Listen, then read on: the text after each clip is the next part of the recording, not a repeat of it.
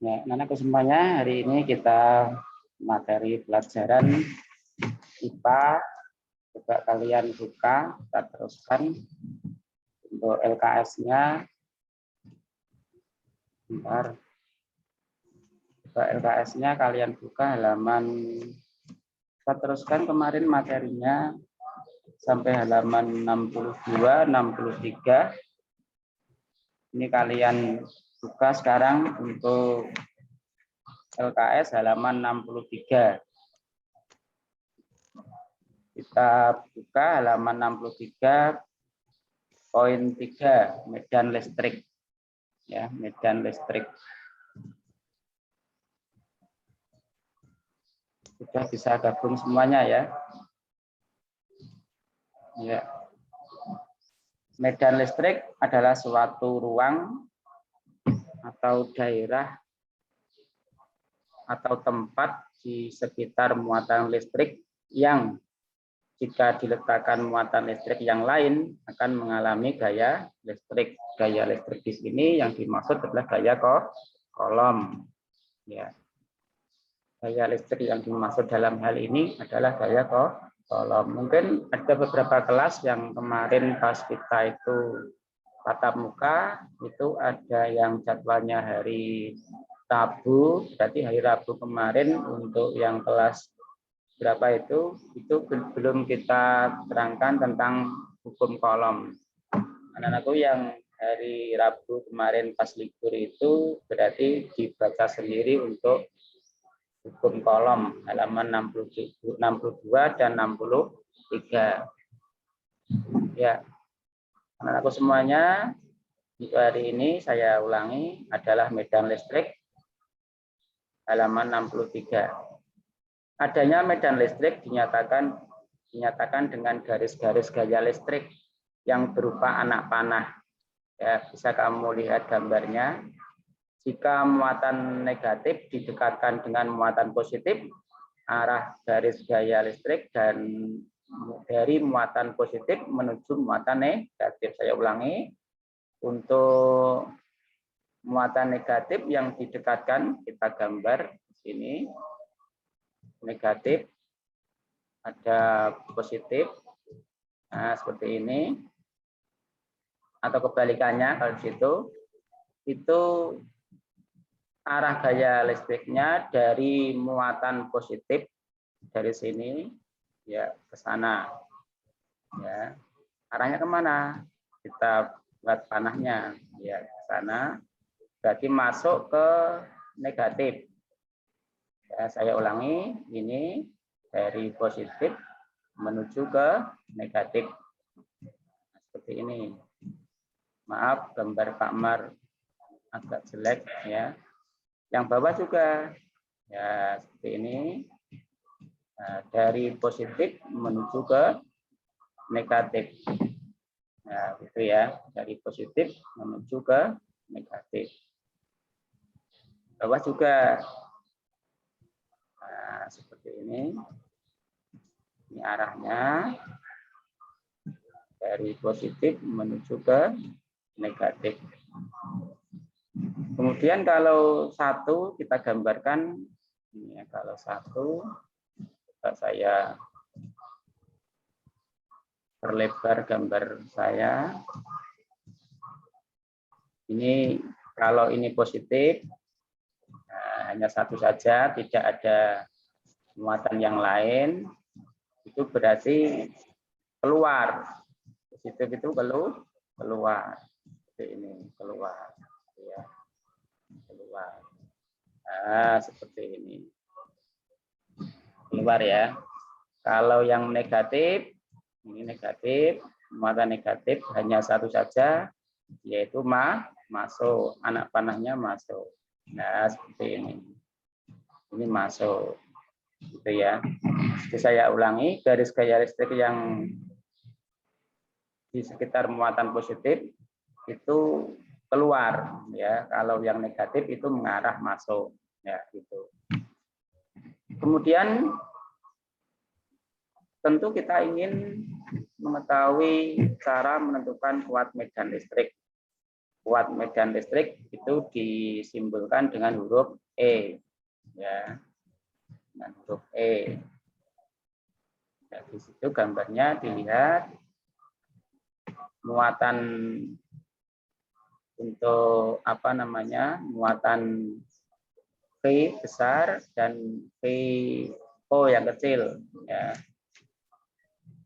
Untuk dapat mengetahui besar kuat medan listrik yang ditimbulkan oleh muatan V pada sebuah muatan uji, ini muatan uji VO, V0 boleh, yang muatannya jauh lebih kecil, diletakkan di dekat muatan tersebut dengan jarak R. Ya, dengan jarak R. Coba kita gambarkan. Ini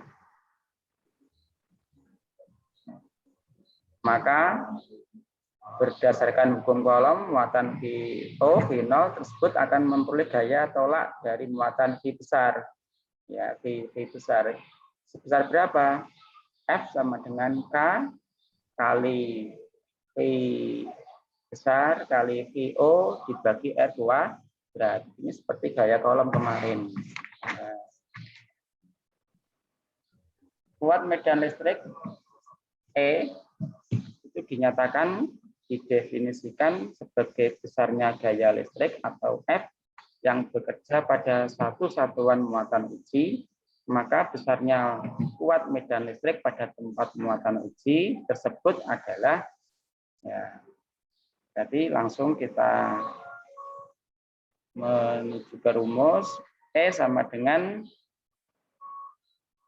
K V besar dibagi R kuadrat. Contoh, gitu ya. Jadi kita tulis E ya sama dengan medan listrik sama dengan K, hanya K kecil kayak kemarin, kali V besar ya dibagi R kuadrat. Nah, itu ya, dibagi R kuadrat. Ya.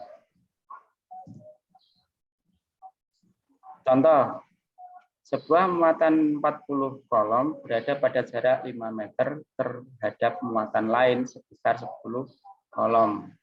Berapakah kuat medan listrik yang ditimbulkan muatan 40 Coulomb terhadap muatan 10 Coulomb? Ketahui V besarnya 40, V kecilnya 10. Maka R-nya adalah 5. Ditanyakan kuat medan listriknya. E. Ya, kuat medan listrik. Halaman 64 bagi yang bergabung itu halaman 64. Ditanyakan E. Jawab E sama dengan F per Q. Rumusnya itu ya. E sama dengan F per Q. Sama dengan F-nya sendiri itu adalah kemarin gaya Coulomb. F sama dengan K kali Q1 kali Q2 dibagi R kuadrat.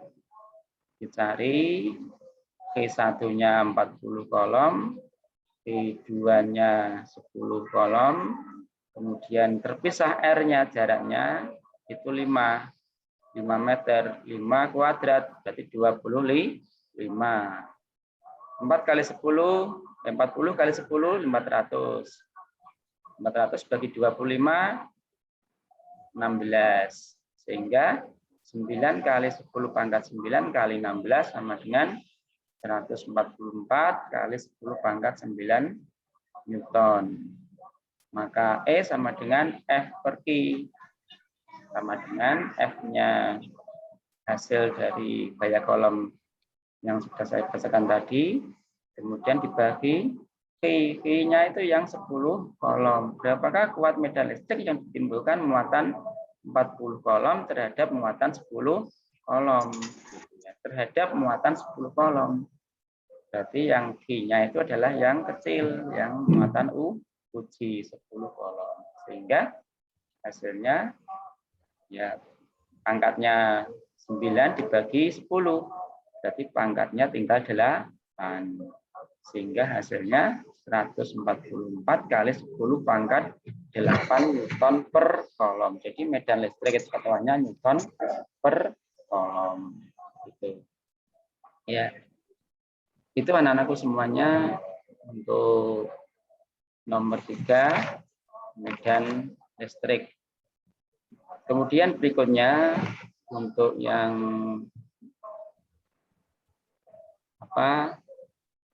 nomor 4 sekarang beda potensial dan energi listrik. Beda potensial listrik adalah perbedaan potensial listrik antara dua titik dalam suatu rangkaian listrik. Perbedaan potensial, gitu ya.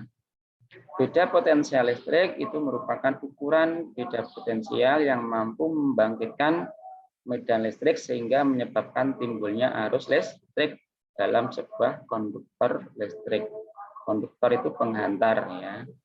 Supaya terjadi aliran muatan arus listrik dalam suatu rangkaian tertutup, maka harus ada beda potensial di kedua ujung rangkaian. Dengan demikian, beda potensial listrik adalah energi tiap satuan muatan. Saya ulangi, dengan demikian kesimpulannya, beda potensial listrik adalah energi tiap satuan muatan. Ya. Nah, kemudian menurut Benjamin Franklin bahwa petir terjadi akibat adanya gejala listrik statis. Petir adalah kilatan cahaya yang muncul akibat perpindahan muatan negatif atau elektron antara awan dan awan satu dan awan yang lain, atau antara awan dan bumi. Ya. Petir dapat terjadi karena adanya perbedaan potensial yang sangat besar antara dua awan yang berbeda, atau antara awan dengan bumi, sehingga akan terjadi lompatan muatan listrik atau perpindahan elektron secara besar-besaran dari awan ke bumi atau dari awan ke awan lainnya. Ini terjadinya petir. Perpindahan muatan listrik atau elektron tersebut itu disebabkan oleh adanya perbedaan potensial listrik atau beda potensial listrik. Besarnya beda potensial listrik dapat dihitung, ya, dapat dihitung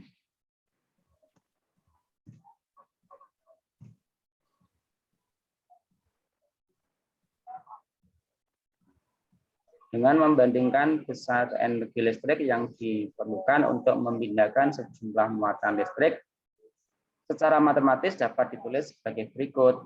Berarti P sama dengan ya, W per V. W per V. Ya, W per V ini adalah beda potensial listrik. Saya ulangi, P atau delta V boleh, ya, sama dengan W per V. P beda potensial listrik, satuannya volt. Ini volt. Ya, volt. Ya, volt. Kemudian W energi. Energi listrik satuannya joule. Kemudian V muatan listrik. Ini V. Satuannya kolom. Ya. Contoh, pada saat terjadi petir, 25 kolom berpindah dari awan ke permukaan bumi. 25 kolom itu adalah V. Maka tulis V-nya sama dengan, nah, berapa itu? 25. Nah, 25 kolom. Kemudian dan menghasilkan energi. Energi itu adalah W. Ya, berapa di situ? V-nya sama dengan 1,25 ya, kali 10 pangkat 10. Ya, saya tulis kali aja. 10 pangkat 10. Nah, gitu ya. Satuannya Joule, tulis J. Setelah itu yang ditanya apa? Yang ditanya adalah beda potensial atau P. P-nya berapa di sini? Tanda tanya. Ya, rumusnya ya. P sama dengan V per P. Nah, saya ulangi, P sama dengan V per P. Ini rumusnya. Sehingga dari rumus ini, maka P sama dengan W-nya 1,2 ini kali 10 pangkat 10 dibagi V. Ya. V-nya sama dengan ya. V-nya sama dengan 25 ini. 5. Berarti 1,25 kali 10 pangkat 10 dibagi 25. Dihitung, ketemunya adalah 5 kali 10 pangkat berapa itu? Pangkat 8. Pangkat 8 Joule per kolom C per C. Ya, ini ya. Ini anakku semuanya. Untuk perhitungannya kalian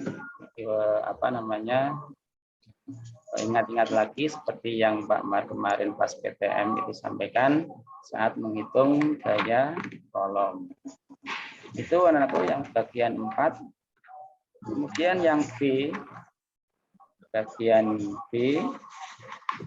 bagian akhir, kelistrikan pada sel saraf. Ini kemudian yang kedua, hewan-hewan penghasil listrik. Ada ikan belalai gajah, hewan yang bisa menghasilkan listrik.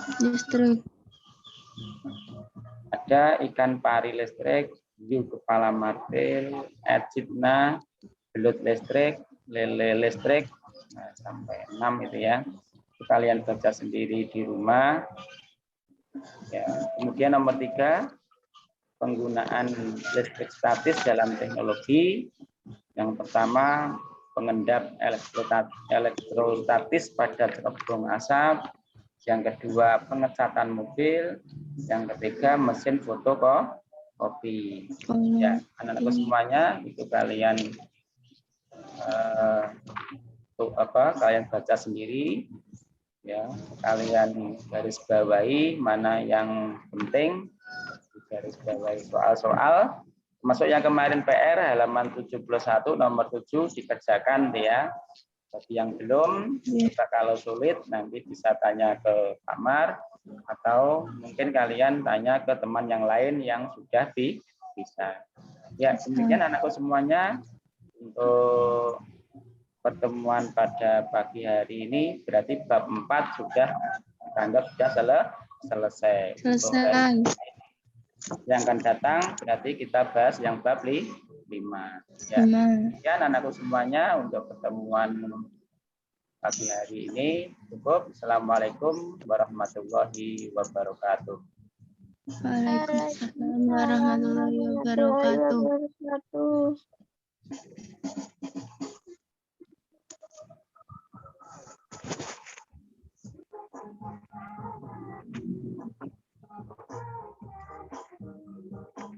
Udah kan ya?